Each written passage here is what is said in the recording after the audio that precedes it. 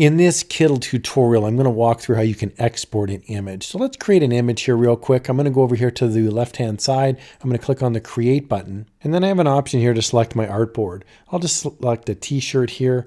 And notice over on the right-hand side, it's giving me pixel width, pixel height, and this is really important, pixel DPI, which stands for dots per inch. Now, if you'd like to export this at 300 DPI, I recommend the easiest way is to make sure your artboard has 300 DPI. I'll click the Create button. All right, now in my artboard, I'm going to click on my Illustrations button right here. I'm going to search for a cat, for example. I'm going to grab kitty cat right here, throw them in the middle. Now, let's say I want to export this design. So here I've got my artboard, I've got my cat all set up. Now it's time for me to export. So over on the right-hand side, you're going to see a little download button right here. It actually is called Export. And I'm going to click on that Export button. And here you're going to see my artboard name, the width and the height. Those are the pixels. And then I've got my option now to export as a PNG, JPEG, SVG, or a PDF file. PNG can be useful for a transparent background. So I'm going to do that. I'm going to have a PNG file. I'm going to click Remove the background.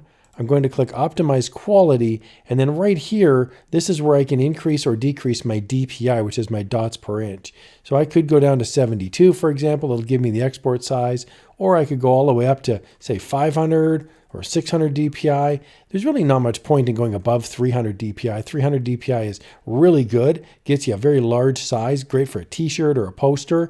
And then from here, I can click the Export button. Now it's going to ask me to save this as a PNG file, and the file name is Untitled Project, so I can just change that to whatever I want, cat001 for example, and now I'll click Save. And there is my cat picture. Now it's a black background, and that's just because my computer shows a PNG file with a black background, but there is no background on this file. It's just the picture of the cat. The background is completely transparent. So it's pretty easy to do. Just make sure when you go into the Export button that you specify what file type you would like to use, and also the file size that you would like to use, including the DPI, which is dots per inch. I hope you found this quick walkthrough helpful. I love using Kittl. I'm going to put a link to Kittl in the video description below. Just a heads up, it is an affiliate link. That just means if you click on the link and you purchase the Kittl subscription, I would receive a small commission. I use Kittl a lot for print on demand. It's a fantastic tool and I highly recommend it.